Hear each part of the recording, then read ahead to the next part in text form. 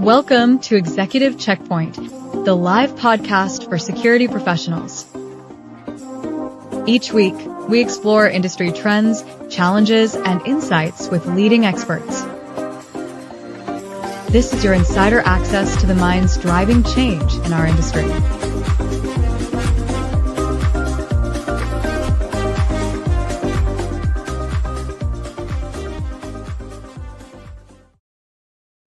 Welcome to Executive Checkpoint, where security professionals gather insights to navigate the dynamic and ever-evolving world of physical and cybersecurity. I'm your host, Tino Urbina. And today I have the pleasure to bring to you Don Carr, CTO of Blue Wave Technologies and the host of City Safe podcast. He's a seasoned technology leader whose journey through evolving tech has an exemplary lesson for anyone in the security industry. We're excited to have you, Don. Welcome to the show. And there you are. How are you, sir? Good. Thanks for having me, Tino. We're worlds apart today, right? I was telling Indeed. Don I'm in Sao Paulo in Brazil for an event, and it's always fun to be able to do this, whatever we take our professional lives. How are you, Don? I'm good. Thanks for having me, Tino. Nice seeing you. Hey, so I'm sure because of your podcast, a lot of people know about you, but since we're learning about your journey, tell us a little bit about your background, how you get started in technology. Is there first technology and then security, or it's been kind of conjoined? Well, that's good, right? Because on the podcast, we really just kind of talk about the technology, right? We don't really go into my background or my co-host background, right? My co-host is a retired FBI OIG investigator, and I've always been into tech, and then for years I was into physical boots on the ground security. Oh, there you go. I bring a little different perspective to the industry than probably most, only because years ago I struggled with addiction myself and homelessness and being on the streets and theft to support addiction, right? So I really understand things from the other side, right? So when I had the opportunity to partner with my partner, our main partner with Blue Wave and Hotelligence, Stephen Pelez, he's a retired chief of police, right? So now you've got a guy that has the perspective that I have kind of from the inside out, coupled with the perspective a retired chief of police has, my technology background, his evidence and results-oriented background. The two came together in a pretty powerful way, right? We were able to build something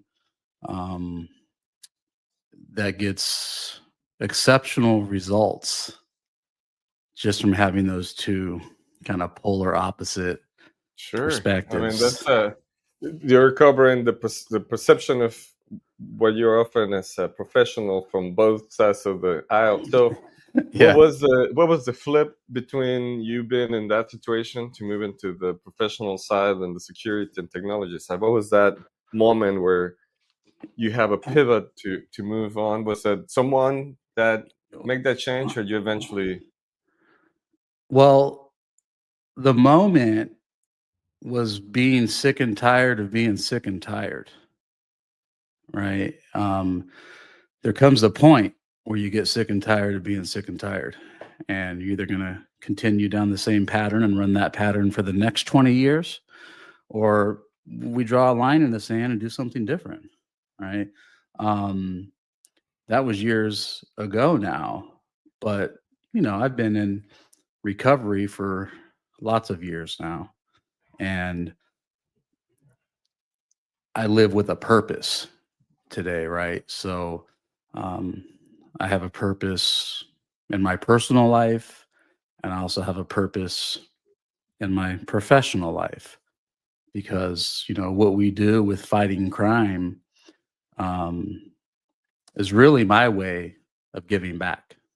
Right? It's my Right. way to help build our communities back up. Right? And have an understanding, right, from that perspective of being in that situation, that it really was out of necessity in some instances, right? So, what path did you take to become an expert in your field? What was that? So what was kind of the catalyst, Tino, was I had a private security guard company in Seattle for years. Ah, And I think we all can agree Seattle is on the rougher side of things when it comes to crime, especially in the city limits, right? And violence. I mean, it's not just crime. I mean, there's all kinds of stuff that happen in places like San Francisco and Seattle and Los Angeles and New York. It's one of those cities, right? right. Um, and we guarded a lot of luxury type buildings, whether they were commercial buildings or apartment complexes that were, high So this rise is more on the luxury. guard side, not on the technology side, right? This Okay. is on the guard side, which was the catalyst for the technology, right? Because what we found was our clients did not want all the transient activity around their properties, right? And their tenants didn't want it either. Their tenants didn't feel safe. And when we were able to get SPD, Seattle Police Department, dispatched out, the first thing they always asked us was, have you trespassed this person in the past? Can you show me some documentation that you've formally trespassed them, and then I can do something from there. And we had, but it was a paper process, and that paper was probably in the back of a patrol car somewhere or wet with rain, like who knows, right? So, Right. Our word doesn't cut it for evidence, right? So the officer needs to see something tangible to show that we legally and lawfully have trespassed this person previously. It's procedural, right? Procedural, right? Got to have it. Otherwise, their hands are kind of tied insofar as taking action. Right. So what that led to was me looking for some type of app that I could use that would leverage feature matching or facial recognition, to have a platform in the hands of a security officer to where they could just scan a face and put the incident. If the face was scanned again and there was a possible match, it would generate the full incident history for that person, which could then be turned over to the officer, to show the documented history and the trail, right? And I couldn't find anything in the marketplace that Right. did that in a mobile platform. So I And created you're it. scratching your head going, how is this possible, right? It happens often enough in the commercial side of things that, it's almost, but, a lot of companies, a lot of security still sort of falls back to the older technology, and some companies probably still do it by hand, which is where you guys find a problem and create a solution. So this is the birth of your current Blue Wave. That was the birth of the current Blue Wave. Yeah, just created something out of necessity for our company. Got amazing results with it. And then eventually started thinking, if we ran this software on an entry camera to a retailer and that person showed up to that property again, and we could get a notification saying, hey, this person's back, could make contact with that person before they got 100 feet into the store. I mean, you could essentially stop a crime before it happened, right? Which is kind of on the Right. preventative side of things versus the traditional reactive side of things. Right. So what was the take from the police? Were they surprised? And it's like, okay, here's a new tool. Here's all the information. They loved it, and they still love it. Detectives love it because what it does is, once you have somebody in the database, you can generate an evidence package, right? Ah, I see. And that's really where having Stephen Pelez, our co-founder, being a retired police chief, came in like formatting that to the like of law enforcement. Yeah, right. Because he knew what law enforcement needed to see in order to turn something over to a prosecutor. So when we built that evidence package within the software, we built it to meet all 5 elements of a crime. Right. So now when that evidence package is generated, you're handing a detective a nice little box with a bow wrapped around it. Right. Yes. So what are the challenges to build a technology company? Well, the challenges today are different than they were 4 or 5 Sure. years ago when this was developed, right? So 4 or 5 years ago, I think everybody in the industry can agree that, you know, you said the word facial rec or feature, like, Right. I think everybody knows the Rite Aid story, right? And We how like that, freedom, but we don't want to take in, which yeah, is, it's so funny. It's to me, it's almost like we did the wrong branding in the security industry, because everywhere else in the world, people understand and is not taking your identity as much right, as it is connecting, the math of your face as a algorithm, right? And that's what right. makes your face unique. But you see it. I mean, traveling, like I said, I'm in South America, in Sao Paulo. Here it's very common. Everywhere you go, every single apartment complex, everywhere you go, that it has a camera, facial Yeah, recognition.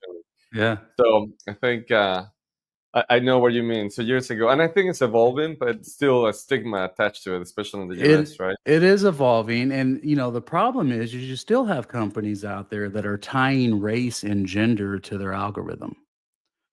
And Interesting. that's just silly, right? Like if you have somebody's face, gender doesn't matter, race doesn't matter, none of that matters, right? So when we built this, we built it to be race and gender agnostic.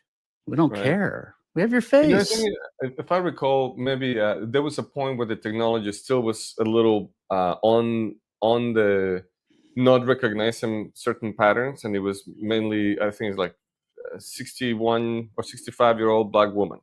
Right. And now that's moved. The technology has evolved enough that now the path that is having a hard time recognizing someone is male, uh, um, 12 to 25. You know, uh, that age gap is an age gap that is like almost too close. So it's getting better. So is that the primary source for you guys to build a package or a case Yeah, using so the there is a distinction, right, between facial recognition and right? feature matching. Facial recognition in its traditional form does account for race and gender to recognize Glad you make that somebody, whereas differentiation. Yeah. feature matching doesn't care. It's triangulating measurements from eyebrow to nose to ears, right? I stand So, correct. yeah. No, it's a fine line, and most don't know that nuance, right? Because it's very nuanced, because Sure. it achieves the same result, but how it achieves it, there's a twist, right? Right. So yeah. So what was your last question, Tina? Well, we're talking about the challenges or the journey of building a technology Uh, company. So obviously, are you guys utilizing AI at some point? oh no, it's all based on AI, right? So it gets better and better. So but 5 years ago, just we've constantly heard from retailers like, oh, too early, the market's not ready. They were still spooked from Rite Aid back in 2017, 2018. So Sure. really nobody wanted anything to do with it here in the US because they were spooked. And I'll tell you what, though, in the past 8 or 9 months, there's been a massive change in sentiment. Okay. And I think part of it is like, now we know that just to travel throughout our country, Yeah. TSA is utilizing this at 85 airports. It's slated to be used at all 400 plus airports within the next 24 months. It's like, all right, well, they're going to scan our face just to travel throughout our country. Maybe it's not so bad to fight crime, right? Right. So I think that has been kind of a catalyst in moving things forward with just the perspective, yeah, it's here and it's probably here to stay. And I think also, um, time has healed from everybody being kind of scared off 2017, 2018. And like to your point, the technology has gotten better and fairer and more accurate. And I think the most important thing, and something we did from the get-go, is we always kept the human in the loop, right? We learned from the mistakes of others, right? Right. That didn't keep the human in the loop, that rushed to judgment and action. Whereas, that human in the loop piece is critical. Like, we can't rely on technology to have empathy and understanding and reasoning. And, there's just some things that it doesn't do, right? Right. Or doesn't do well. So that human piece, we can't take the human out of it, right? The human just needs to be augmented Augmented. with, Yeah. with You the know, I technology. was talking in the podcast not too long ago, one of the guests, about we had talked about physical security. You talk about IT and cybersecurity, and sometimes we forget that although they obviously connect and technology is still a tool, as the component that we always miss is the human element, right? Yeah, Especially, I hear it from guard companies when we talk about AI and robotics coming in, and they're thinking they're gonna lose some traction in the marketplace. But to me, the reality is they should just, like you said, augment themselves with a better technology and be ahead of the competition. Otherwise, they'll disappear. So absolutely. what's the stack of your technology other than the software, or you're agnostic to surrounding cameras or anything else? Yeah, so we're hardware agnostic, right? There you So go. we can legacy systems, most of your surveillance systems in retail or hotels these days, they're running legacy systems, right? They're running analog cameras plugged into an NVR, which allows them to pull the RTSP, the real-time stream, right? Um, Does that so impact your ability to recognize someone? Well, no, because we can lay our software, we can plug it in, we can actually pull the RTSP from their old analog cameras, Oh, analyze it in real time. So whether they're using a legacy analog system with RTSP, we can tap into that. Whether they're using FTP, which is a file transfer protocol, they have a newer technology with IP cameras, we can tap into that, or also SFTP, which is secure file transfer protocol. right. So those are basically your three: RTSP, FTP, and SFTP. And we can tap into all three of those protocols regardless of the existing hardware. Right. And I feel like you guys connect to potentially a master security plan for, any city that has a level of criminality, like you're describing Seattle, right? You see it all the time, or LA, unfortunately, you see a lot of vandalism and things like that. Have you had any interaction with those cities at that level, or? Not at that level, because we've really just started to take off in the past 8 months, right? There you go. We're at the point where we have retailers and hotels asking for this, right? Um, and I think the biggest differentiator is this global data network. So we've built this global data network. So if you have two competing hotels and you have two competing convenience stores or two competing retailers, they can opt in to the global data network, which shares their database with every other company in the area, throughout the world for that matter, that has also opted into the global data network. So this sharing effect of bad actors is a big Interesting. deal, Yeah, right? especially in a regional perspective, right? One hotel gets the same guy and goes to another hotel nearby and tries to, do the same thing. Well, Correct. so in that instance, for example, would police look at trespassing in one property and then see him trespassing another one? Will that still qualify for them to go after them? Is it Absolutely. a arrestable offense? It is, It right? Or it is, but the power in the trespass is in multitudes, like you said, right? That second trespass, and really most jurisdictions have a third trespass rule, where that third trespass can be enhanced. Some places to a felony. A lot of Really? places to a higher class misdemeanor. Oh, You I know, see. So I might figured it serve was a 90 days. misdemeanor, but removal more than anything, right? Just it's unfortunate. I think Yeah. it does have also an impact economic and the economics of the location, right?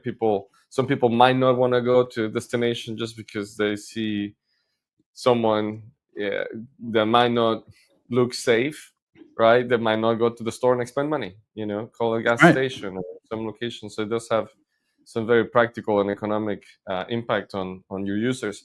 Um, Let me ask you, now that you've been in this role as a CTO, what's the market, or what do you see out there that is catching your eye as far as technology, aside from what you guys do? Obviously, as a CTO, you're looking at different types of technology, potentially to enhance your own offering and your own company. But in general, what do you see out there that you're like, you know what, that's gonna be an interesting proposition in the security world?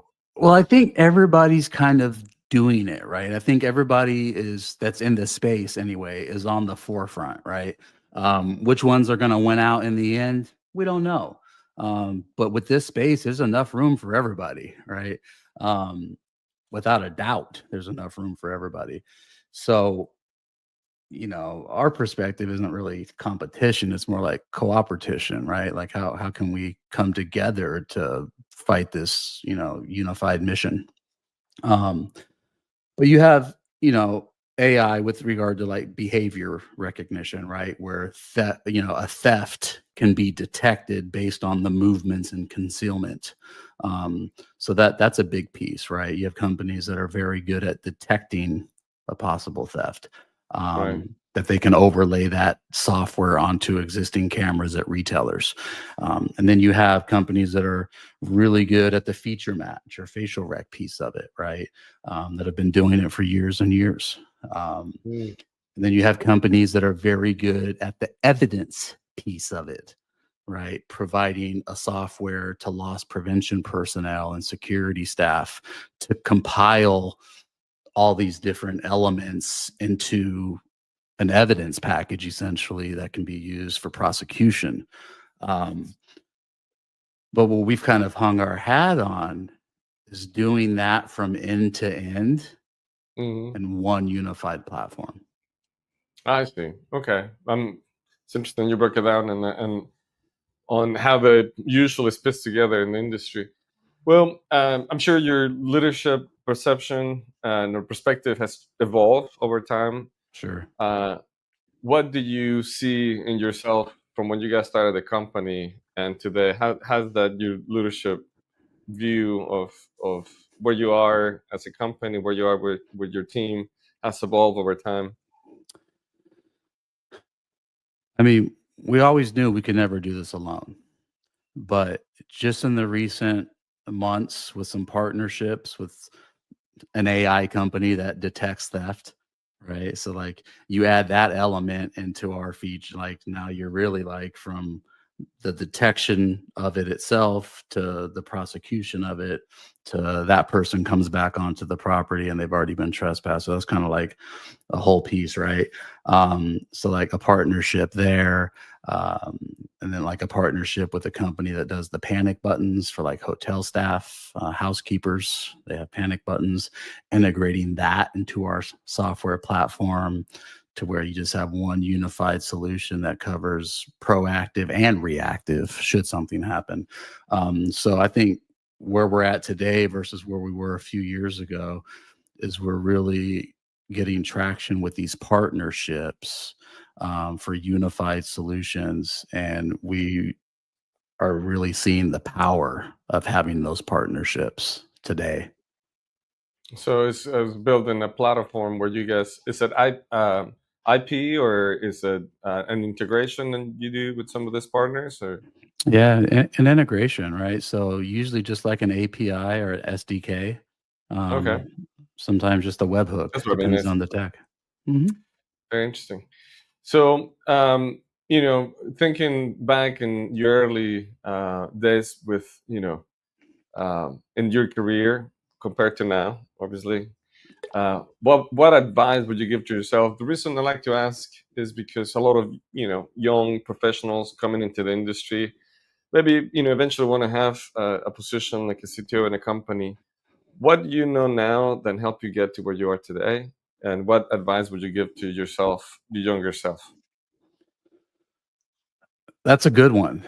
And it makes me a little emotional, right? Because over the past 5 or 6 years, there were so many times where it would have been easy to throw in the towel, right? I mean, Sure. just, you got to keep this, to keep software alive, it's not cheap, Right. right? And there's been times where it's just been, keeping it alive has been on a personal American Express every month after month after month after month after year after year after year.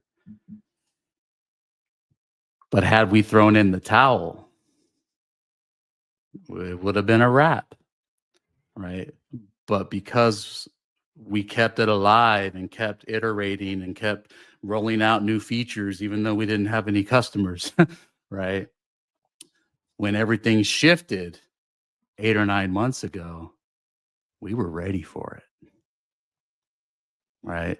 Ready to go, turnkey. This is what we do. Let's do this, right? So just, the grit, right? Just being willing to stick it out and know that it's not always a sprint. It's not always a 6-month deal or a 1-year deal. Great. Yep. Sometimes it's years and years and years before something happens, right? Before something meaningful actually takes place. But you got to be willing to stick it out. And if you don't have a passion for it, right? If it's not something that you believe in wholeheartedly, to your core, you're not going to have the wherewithal to stick it out.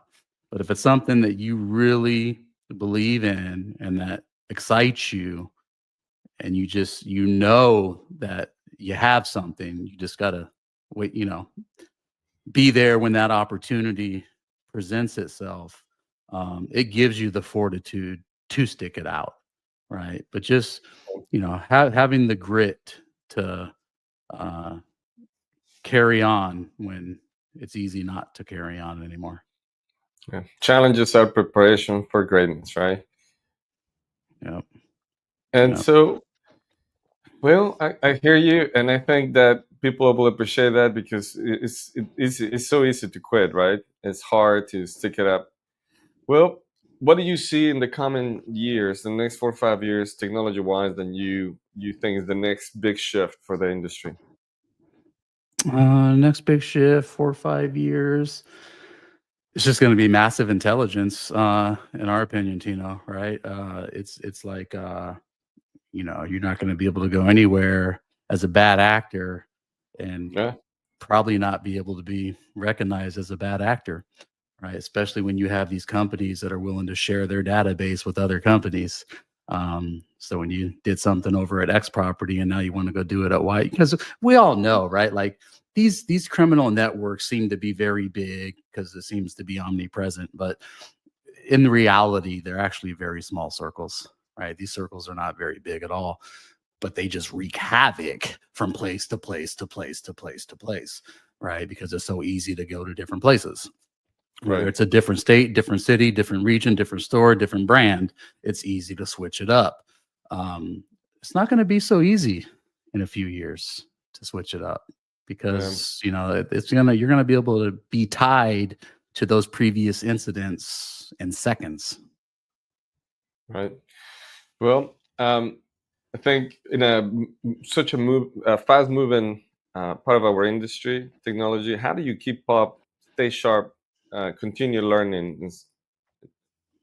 What's your advice for that part of your I follow people in the industry that have been in the industry a long time. I love tech, so I'm always reading the articles, right? Um, I'm always exploring new opportunities, always looking for partnership opportunities where there's alignment. And that's just we're not all like that, right? Like we have some partners that are not like that, but me personally, I love the tech side of things. So I'm just, I like to stay informed with regard to everything in the tech space. So, everybody that I follow on LinkedIn is pretty much in this space in one form or another, right? And you get to see kind of their progress and their journey. So I keep close tabs on the industry. Absolutely. And, time flies. Every time we do this or have these conversations, it feels like we should expand them for an hour long. But, to keep people interested, we gotta just give them a taste. So I will welcome you to come back some other time and continue to, share with our audience your journey. It's been insightful and very inspiring. Thank you for sharing your personal story. And you can find Don in their podcast. Remind us again the name of the podcast and when you guys usually do your podcast. Yeah, and we'd love to have you on it, Tino. It's the City Safe Podcast, and you can get that on Spotify, Apple, or YouTube. Excellent. Fantastic. Well, there is another show that you should listen to if you're in the industry. And we thank you for listening to our show today. Until the next time, stay informed, stay secure, and we'll see you in the next checkpoint.